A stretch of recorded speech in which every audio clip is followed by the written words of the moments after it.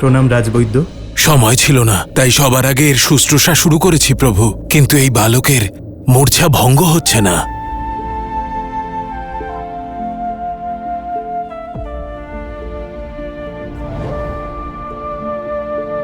ওঠো পুত্র।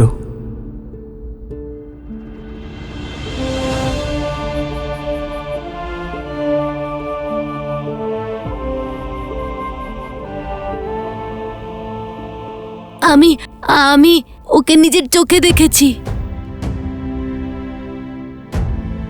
নির্ভীক হয়ে বলো, কি দেখেছো তুমি? শ্রীরাম, আমি ওখানে একটা ভয়ঙ্কর অসুর দেখেছি।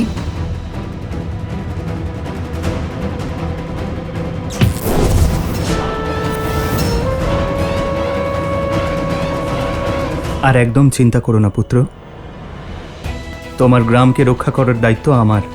তুমি সাহসের পরিচয় দিয়েছ পুত্র, তুমি তোমার সত্য আমাকে বলেছ।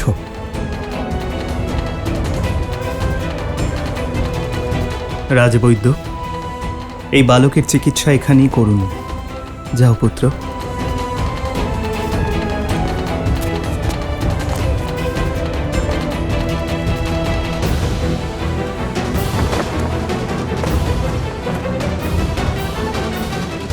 আমি সেনা নিয়ে এখনই অগ্রসর হচ্ছি প্রভু। অযোধ্যা অভেদ্য সুমন্ত্র, অযোধ্যার পবিত্র ভূমিতে না কোনো যুদ্ধ পা রাখতে পেরেছে আর না রাখতে পারবে। সে যেই হোক, তাকে শেষ করার দায়িত্ব আমি নিজে নিলাম। কিন্তু প্রভু, রথ প্রস্তুত করুন সুমন্ত্র, আমি এই মুহূর্তে প্রস্থান করব।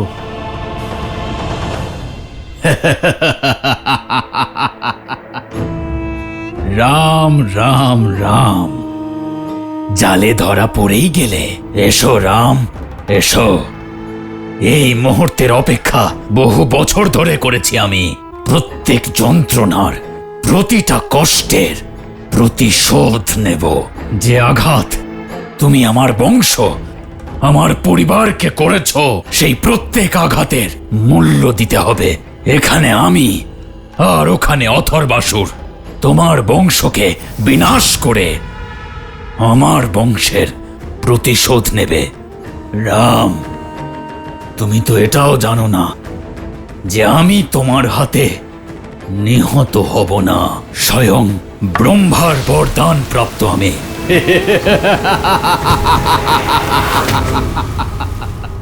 রাক্ষসের এই রূপ কিন্তু সাধারণ নয়। তোমরা দুজনে এগিয়ে যাও, ওই গ্রামে এখন গভীর সংকট। এ আপনি কি বলছেন শ্রী হনুমান? আমরা আপনার রোমাঞ্চকর গল্প শুনে শুনে বড় হয়ে গেলাম, আর আজ যখন আপনার লীলা নিজের চোখে দেখার সুযোগ পাচ্ছি, তখন পালিয়ে যাব? আপনি আমাদের মাতাকে মাতা মনে করেন, আর আমাদের পিতাকে প্রভু। আর যখন সাক্ষাৎ সংকটমোচন আমাদের সঙ্গে আছেন, তাহলে আমাদের আর কিসের ভয়? আমরাও আমাদের দাদার সঙ্গে থেকে ওনার গুণগান করব। তাহলে যাওয়া যাক। জয় শ্রীরাম। জয় শ্রীরাম।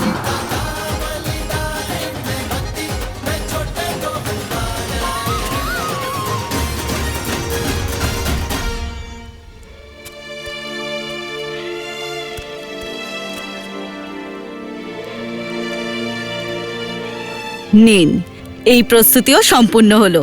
শরীর তো প্রস্তুত, কিন্তু মনের কি হবে? এই স্বর্গের মতো আশ্রমে থাকা, ভগবান বাল্মীকির সান্নিধ্যে থাকা সৌভাগ্য ছিল আমার। কষ্ট তো হবেই, কিন্তু জীবনে সবসময় সামনের দিকেই দেখতে হয় আর এগিয়ে যেতে হয়। যা আছে তা নিয়ে উৎসব করা উচিত, যা হারাচ্ছে তা নিয়ে দুঃখ করতে নেই।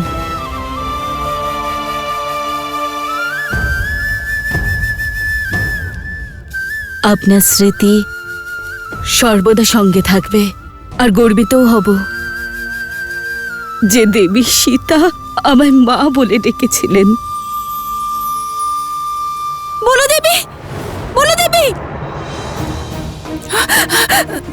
বনদেবী, বনদেবী, ওই ওই ওই অযোধ্যা। কি হয়েছে অযোধ্যায়?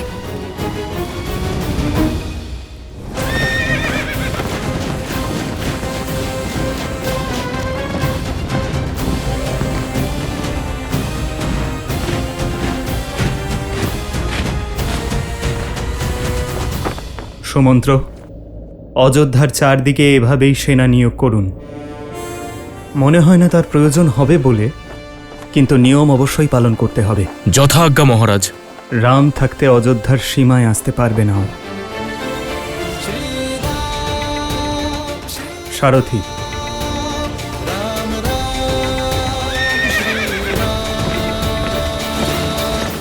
এই নাও, জল নাও।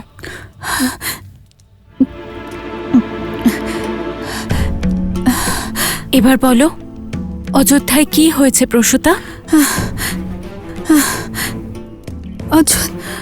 অযোধ্যাতে কিচ্ছু হয়নি। অযোধ্যার রাজ পরিবারের রথ আশ্রমে প্রবেশ করছে। কি?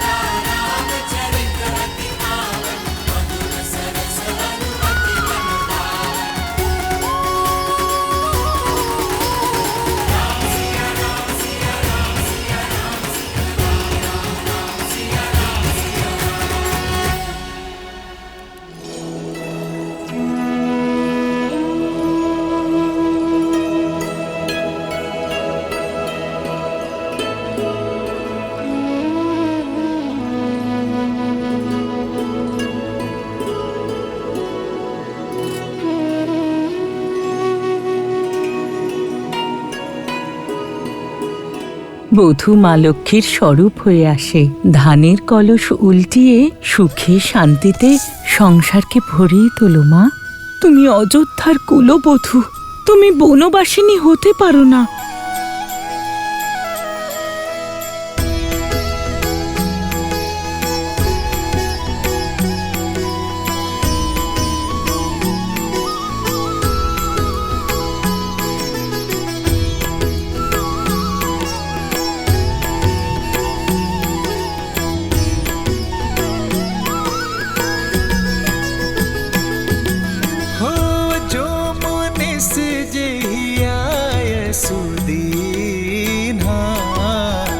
सोते ही काजू प्रथम जनों की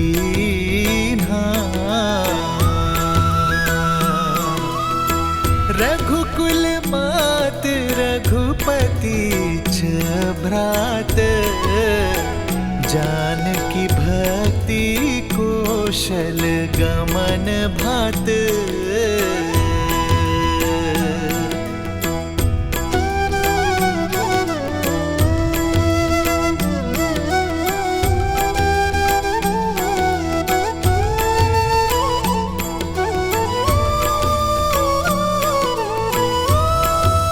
ज्येष्ठ माता,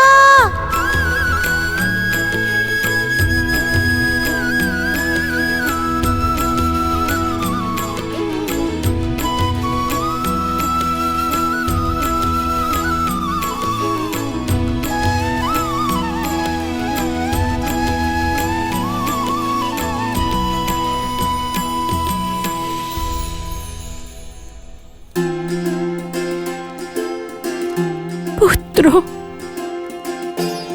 ভাবিনি যে আমার তপস্যার ফল কখনো এত সুন্দর হবে।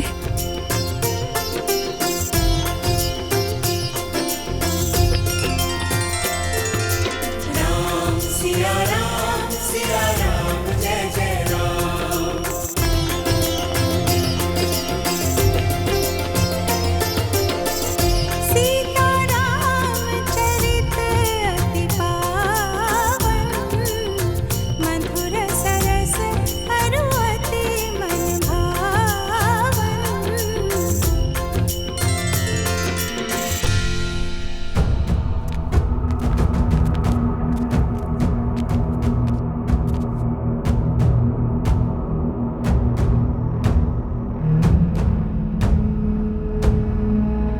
এখানে তো কাউকেই দেখতে পাচ্ছি না।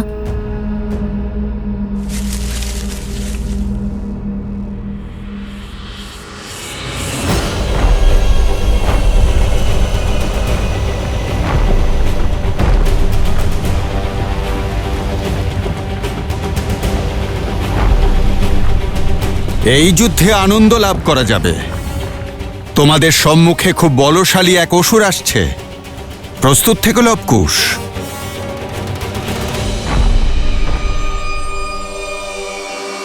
স্বয়ং মৃত্যুর মুখে চলে এসেছো। হ্যাঁ? আমার প্রহার বিফল হয় না, আমার প্রহার অভেদ্য। তোমরা কেউ এখান থেকে আর জীবিত ফেরত যাবে না।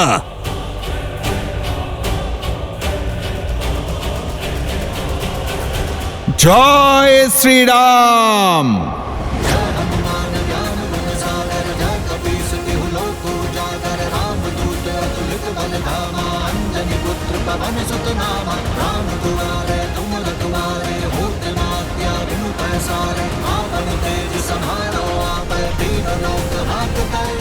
জয় বজরঙ্গবলী, জয় বজরঙ্গবলী।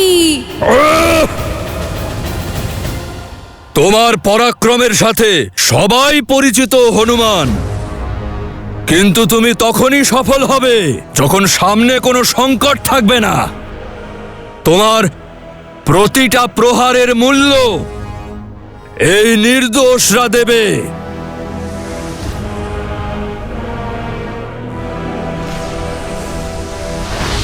বাঁচাও, মেরো না আমাদের, মেরো না আমাদের, বাঁচাও, বাঁচাও। কে কোথায় আছো? বাঁচাও, ছেড়ে দাও, ছেড়ে দাও, ছেড়ে দাও, ছেড়ে দাও।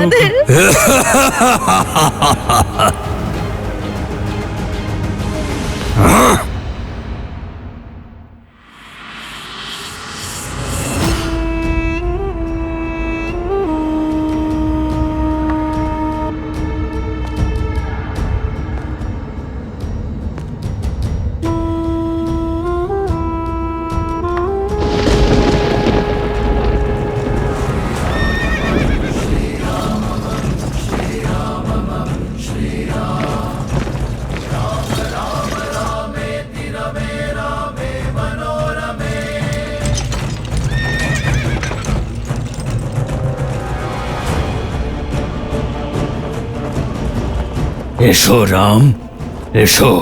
অনেক অপেক্ষা করেছি আমি, এবার প্রহার করব। সহস্রমুখ, অতি উত্তম রাম, নিজের মৃত্যুকে চিনতে পেরেছ। হ্যাঁ, আমি সহস্রমুখ, সেই সহস্রমুখ যে অযোধ্যার সুখ শান্তি ছিন্ন ভিন্ন করেছে। অস্ত্র না চালিয়েও সমগ্র কৌশল রাজ্যকে ধরাশায়ী করেছে। সেই সহস্রমুখ যে তোমাকে বিজয়ের উৎসবও পালন করতে দেয়নি।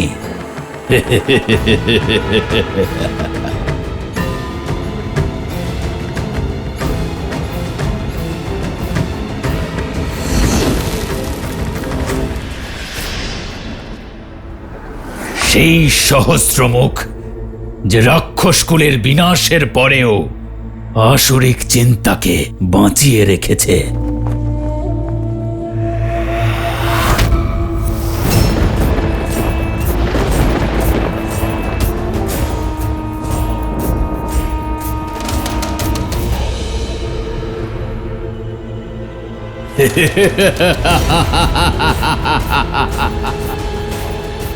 একা আসার সিদ্ধান্ত নিয়ে ভালোই করেছ রাম।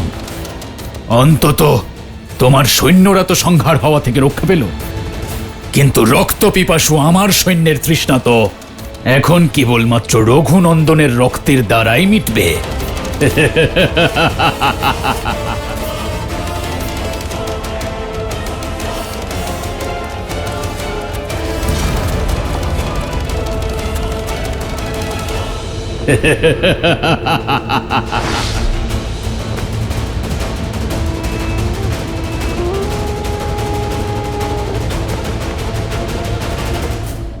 শ্রী হনুমান,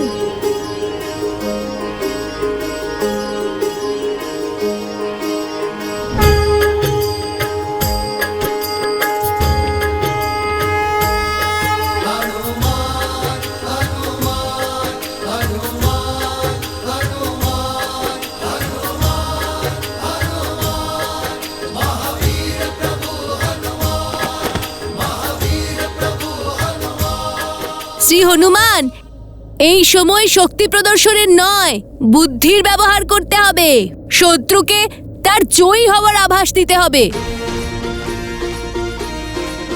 হ্যাঁ শ্রী হনুমান, নিয়তি অনুযায়ী যুদ্ধে মাঝে মাঝে বিরতি নেওয়া আবশ্যক হয়ে থাকে, যাতে আমরা রণনীতি নির্মাণ করতে পারি। আর আমাদের রণনীতি অনুযায়ী আমাদের ওকে বিশ্বাস করাতে হবে যেন ওই জিতছে। আর যখনই ও সামান্য অসাবধান হবে, আমরা সেই সুযোগ নিয়ে ওকে ওর শেষ দেখিয়ে ছাড়ব।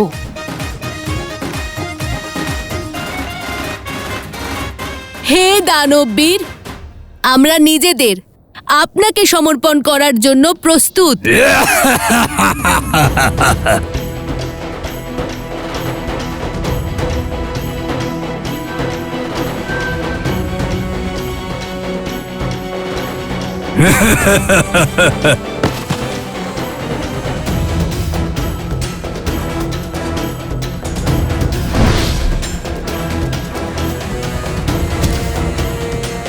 জয় শ্রীরাম। কিন্তু এই সমর্পণের একটা শর্ত আছে, যে আপনি এই গ্রামবাসীদের ছেড়ে দেবেন। মূর্খ ভেবেছ আমায়? যিনি আমায় এখানে পাঠিয়েছেন তিনি আগেই আমায় তোমাদের ব্যাপারে সব বলে দিয়েছিলেন। এই হনুমানের মৃত্যুর আগে না কোনো শর্ত মানা হবে, না কোনো সংবাদ হবে। চলো, নিজের অস্ত্র ত্যাগ করো।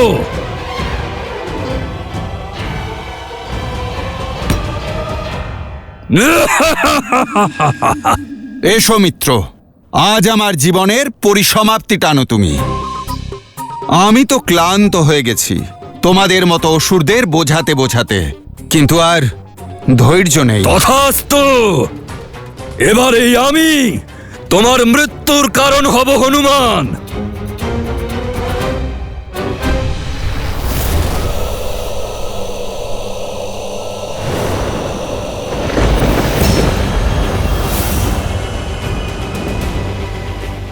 এই অস্ত্র ব্রহ্মদেবের বরদান, কখনো বিফলে যায় না। রাম ভক্ত হনুমান, প্রস্তুত হও নিজের বিনাশের জন্য।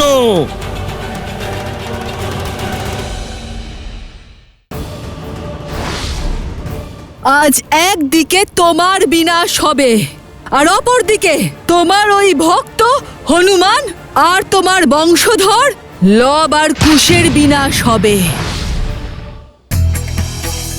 রামায়ণের সময়কালে হনুমান ছাড়াও বিভীষণকেও চিরঞ্জীবী মনে করা হয়। লোককথা অনুযায়ী উনি সমুদ্রের নিচে অবস্থিত লঙ্কায় আজও শাসন করছেন। রাম রাবণের যুদ্ধের পর রাম আর সহস্র রাবণের যুদ্ধ বহু প্রতীক্ষিত ছিল। আমার অনেক প্রতিশোধ নেওয়া বাকি আছে। প্রথম প্রতিশোধ আমার অনুজ রাবণের মৃত্যুর।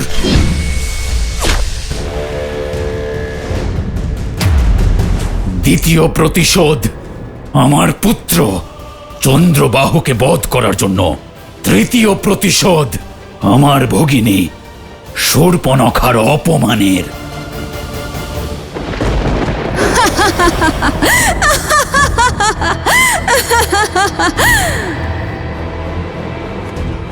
আমাকে বিবাহ করে তুমি সাধারণ থাকবে না রাম, কারণ আমি 10 লোকের স্বামী, লঙ্কাপতি দশানন রাবণের প্রিয় ভগিনী শূর্পণখা।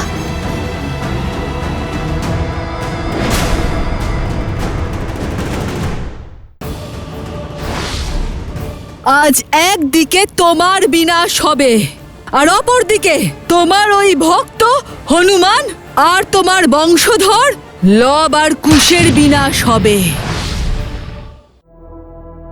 কিছু মনে পড়ল রাম? আমি সেই শূর্পণখা, যার সম্মান চূর্ণ বিচূর্ণ করে দিয়েছিলে তুমি আর তোমার ওই ভ্রাতা মিলে।